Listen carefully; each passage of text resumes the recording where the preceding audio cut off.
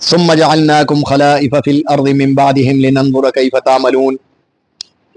بیا مو تاسو جوړ کړلې پس مکه کې هغوی نه بعد نایبون سمو وکسو چې تاسو څنګه عملونه کوئ. وإذا تتلى عليهم آياتنا بينات قال الذين لا يرجون لقاء نأتي بقرآن غير هذا أو بدله. او څکله هغوی باندې د مو آیتونه تلاوات کیږي وضاحت سره، نو هغه خلک څه هغو د مو ملکوت امید نه لري او ته یې څه دینه علاوه بل قرآن راوړه یا اندي قرآن کې تبدیلی وکړه. قل ما يكون لي ان ابدله من تلقاء نفسي. ته ورته دا وایه څه ایمو دپاره دا خبره راونه ده څه زه خپل ځان طرفه نه دا قرآن بدل کړ. ان اتبع الا ما يوحى الي اني اخاف ان عصيت ربي عذاب يوم عظيم. بشکه زه ډارېږم چې د خپل رب نفرماني وکړم د لوی ورځې عذاب نه. قل لو شاء الله ما تلوته عليكم ولا ادراكم به فقد لبثت فيكم عمرا من قبله فلا تعقلون. ته ورته دا وایه که د الله خواښه وای نو مو به د دغه قرآن تلاوت په تاسو باندې سره کوای نه شوای او نه به د دې متعلق مو څه خبر در کولی شوای. بشکه مو په تاسو کې دینه مخکې یو عمر تیر کړی ده، تاسو ویلې عقل نه کول نه خلې. فمن اظلم ممن افترى على الله كذبا او كذب بآياته انه لا يفلح المجرمون. سړي نه زیات ظالم څوک ته چې الله باندې درویغ تړي یا د هغه آیتونو درویغ مني، بشکه مجرمان نه کامیابیږي. اوس اردو کی ترجمہ کروں. ثم جعلناکم خلائف فی الارض من بعدهم لننظر کیف تعملون. پھر ہم نے تم کو ان کے بعد زمین میں نائب بنایا تاکہ ہم ظاہر کریں کہ کیسے تم عمل کرتے ہو. وَإِذَا تُتْلَىٰ عَلَيْهِمْ آيَاتُنَا بَيِّنَاتٍ قَالَ الَّذِينَ لَا يَرْجُونَ لِقَاءَنَا نَأْتِ بِقُرْآنٍ غَيْرِ هَٰذَا أَوْ بَدِّلْهُ. اور جب ان کے اوپر ہماری آیتیں وضاحت کے ساتھ پڑھی جاتی ہیں تو وہ لوگ جو ہمارے ملاقات کی امید نہیں رکھتے وہ کہتے ہیں کہ اس قرآن مجید کے علاوہ کوئی اور قرآن لے آئیے یا اسی میں تبدیلی کر دیجئے. قل ما يكون لي ان ابدله من تلقاء نفسي. کہہ دیجئے کہ میرے لیے یہ بات جائز نہیں ہے کہ میں اپنی طرف سے اس میں کوئی تبدیلی کروں. ان اتبع الا ما يوحى الي اني اخاف ان عصيت ربي عذاب يوم عظيم. بے شک میں تابعداری کرتا ہوں اس وحی کی جو میری طرف آتی ہے، بے شک میں ڈرتا ہوں اپنے رب کی نافرمانی کرنے سے، بڑے دن کے عذاب سے. قل لو شاء الله ما تلوته عليكم ولا ادراكم به. کہہ دیجئے اگر اللہ چاہتا تو میں اس قرآن مجید کی تلاوت نہ کر سکتا تم پر اور نہ اس کے متعلق خبر دے سکتا تمہیں. فقد لبثت فیکم عمرا من قبلہ افلا تعقلون. بے شک میں تم میں ایک عرصے تک رہا ہوں اس سے پہلے، کیا تمہیں عقل نہیں؟ فمن اظلم ممن افترى على الله كذبا او كذب بآياته انه لا يفلح المجرمون. کون زیادہ ظالم ہے اس شخص سے جو اللہ پر جھوٹ باندھتا ہے یا اس کی آیتوں کو جھٹلاتا ہے. بے شک اللہ تعالیٰ مجرموں کو کامیاب نہیں کرتا. ثم جعلناکم خلائف فی الارض. الله رب العزت فرمایي چې کله ما هغه خلق هلاک کړلو، پرون مو آیات کې دا ویلو چې ډېر لوی لوی خلق، لوی لوی اقوام، لوی لوی بادشاهان وزیران دا مو تباه کړي دي چې کله هغوی لما ظلمو ظلم یې شروع کړلو. اوس الله رب العزت فرمایي نن آیات کې چې هغه ما چې کله هلاک کړلو ثم جعلناکم خلائف فی الارض من بعدهم، بیا مو تاسو ته ځمکې کې نیابت دیر کړلو، هغو نه بعد مو تاسو ته اختیار دیر کړلو. پس مکه باندې نن تاسو سره حکومتونه دي، دولتونه دي، امغه نعمتونه مو تاسو ته دیر کړلو. نو هغه ما یې دې دپاره کړي دي لننظر کیف تعملون. اوس دې کې لننظر معنا ده تاکہ ہم دیکھیں چې مو وکسو چې تاسو څنګه عملونه کوئ. مفسرین فرمایي چې الله رب العزت قیاسي کړي هغه ته پاتې ده. لننظر معنا ده چې مو ظاهر کو، ظاهره ولې معنا ده لنظهره چې مو ظاهر کو په خلکو باندې چې تاسو یعنی مو ته خو پاتې ده چې خلکو ته دا پاته ولګېږي چې تاسو دا عملونه څنګه کوئ. د بل آیت کې الله رب العزت فرمایي چې کله د مو آیتونه په دوی باندې تلاوت وشي نو د کوم خلک د مو قرآن ملاقات قیامت پورې چې ولا نه مني نو هغو پیغمبر علیه السلام ته دا یایي څه دین علاوه بل قرآن راوړه یا اندي کې تبدیلي راوړه. اوس حضور اقدس صلی الله علیه وسلم کفارو ته چې کله دا کلام مجید ویرلو نو دې قرآن مجید کې داسې وایي چې یو دوه قسمه خبرې دي. یو خو اخلاقیات دي په قرآن مجید کې او یو عقاید دي. اوس چې کوم اخلاقیات دي دا خو کفرانو منلو، دا ښې خبرې ښې منلې چې اوس قرآن مجید کې لکه مثال راغلي دي چې تاسو خپل سره خیر ښېګړه کوئ، دا خو هغو کوله، دا خو هغو ویلو چې بالکل دا قرآن ښه دی، دا خو ښه خبره ده. همدا نه منه قرآن دا تلقین کوي چې د چا حاکما وایي هغو دا خبره منله اګر چې عمل یې په نه کولو خو نور یې ورته ویلو چې دا ښه خبره ده. قرآن یې اخلا ما کوئ هغه اغلا بد غنله دا نه. نو قران مجید سره دا خبرې پیغمبر علیه السلام سره منلې چې بالکل ته قرآن کې دا کومې خبرې دا صحیح. بل طرف ته په قران مجید کې د شرک او د بت پرستۍ ممانعات تا دا غو نه منلو. قران مجید خو فرمایي وضاحت سره اعلان کوي ان الله لا یغفر ان یشرک به، د څه سړی الله تعالی نه بخښي چې څوک الله سره شرک کوي. نو قران مجید خو اوس هغه دا شای نه منلو. نو پیغمبر علیه السلام نه هغه دا ډیماند وکړلو چې تاسو چال وکا چې نور خبرې موتی تاسو سره رضی کیږي. خو ته تاسو چال وکا مهرباني وکا چې قران مجید دا لری کا بل قران مجید روړه چې هغه کې دغه کومي اخلاقیات ولا خبرې دي چې دا ورکیوي د شرک بت پرسته ولا خبرې ونه لری کا او بدله کبیا د سي تکای چې دا روح قران مجید نشه ختم کوي خیر دا آیتونه ونه ختم کا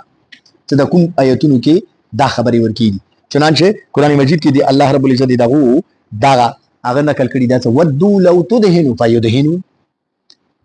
هغه دا خو خوله چې کله محمد صلی الله علیه وسلم په دین کې مداهنت وکي د دین کې تبدیلی روولي نو بیا هغه کمپرمایز وکړي هغه به د قران مجید سره ومني. نو الله رب العزت فرمایي دا شای لکه کی تور ته دا وایي چې ما یکون لي ان بدلو من تلقاء نفس زدا قران مجید کې تبدیلی نشره واستای دا مو په اختیار کې نه ده. چنانچه يهوديون اندا کور وکړل الله رب العزت هغه ذکر کړل دا فبدل الذين ظلموا قولا غير الذي قيل لهم فانزلنا عليهم رجزا من السماء. الله تعالی فرمایي چې يهوديون ته مو کتاب ویر کړو تورات مو ته ویر کړو هغه په تورات کې تبدیلی وروستله احکامات ورکی بدل کړو ته بدل کړو نو الله رب العزت فرمایي چې اسمان نمبر باندې عذاب را نازل کړ. نو څه کله تو هغه قرآن کې تبدیلی رو هغه خپل کتاب کې تورات کې تبدیلی رو وستله لہذا قران مجید کیا ته چوک تبدیلی رو ولی دی هغه بیا خیر نه. نو بهرحال الله رب العزت ورته فرمایي ستور تدا ویا سو ان اتبعوا الا ما يوحى الي اني اخاف ان عصيت ربي عذاب يوم عظيم. زه په دې باندې ډارېږم چې زه الله رب العزت نه فرمانی وکم د قران مجید تاسو ته زه تبدیلی رو ولا. نو لہذا قران مجید دا یو لوی نظام ده. دا صرف اخلاقی تعلیمات نه دي چې دي کې عقاید دي او اخلاقی تعلیمات بلکې دا یو مکمل ضابطه حیات ده مکمل ملکی نظام ده. افسوس ته نن سبا ګوره تقریبا 56-57 اسلامي ملکونه دي په یو اسلامي ملک د سینشتو هغه کې مکمل طور باندې اسلامي نظام نافذ پرونه ایمو کوم هغه لیدي سو تقریبا ایمو بجٹ کوم دا کنه هغه 17-18 ارب وتاله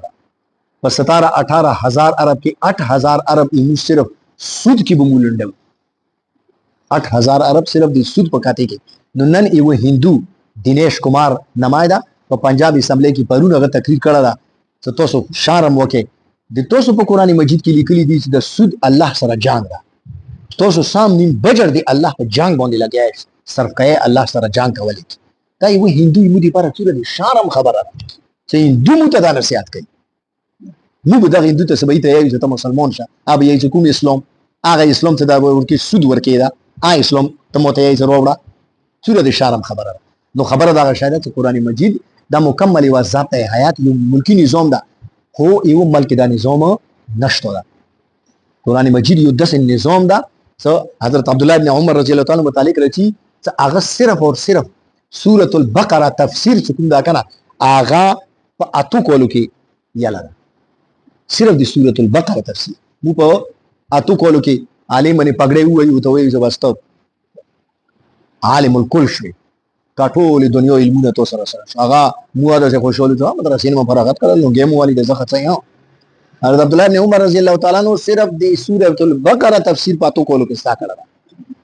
دا قران مجید باندې مکمل ځون په یوي روغه زندگی چې کوم دا کنه هغه ورکه ختم شي.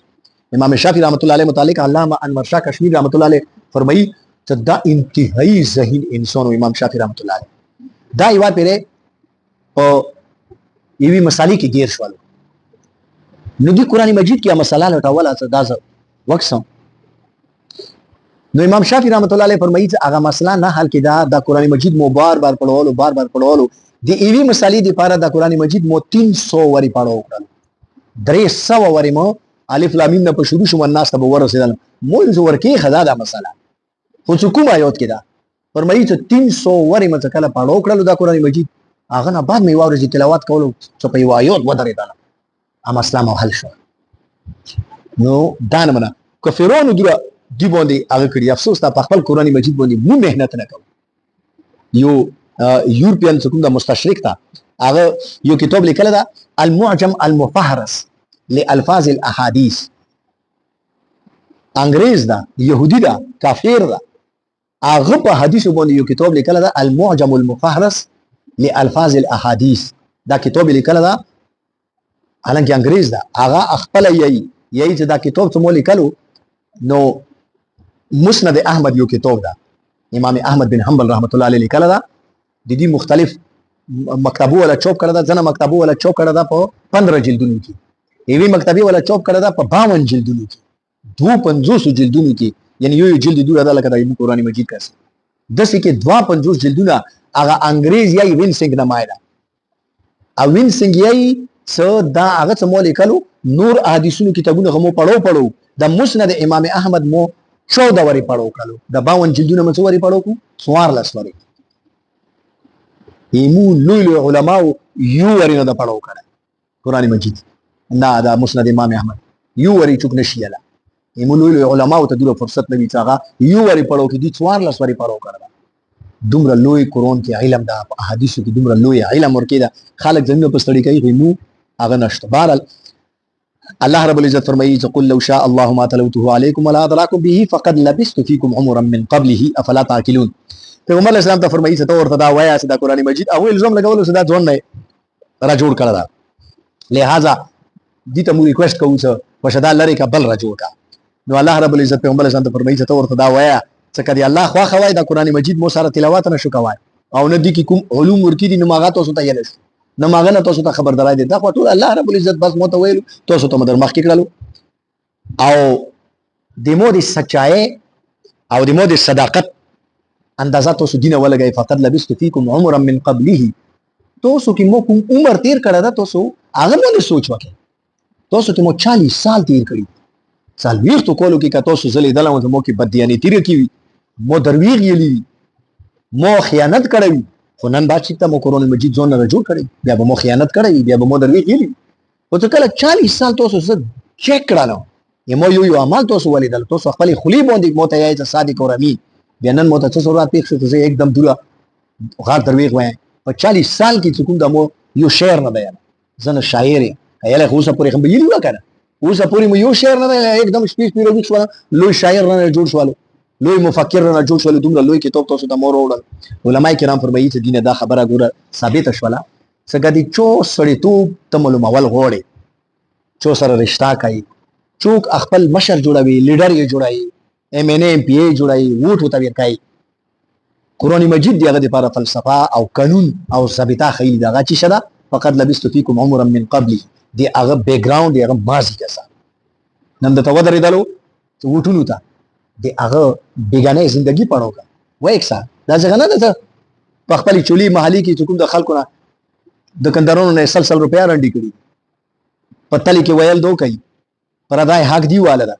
نو څه کله تو غالي دلته دوباره ته وټو ته ورکای ته مو لیډر یې نو خو بیا ته ګرام یې کړه نو دا قرآن مجید وا سونه نسخه و خیالات چوته یو عہده ورکای دی هغه ماضی وکړه الله دې مونږ ته نیک عمل توفیق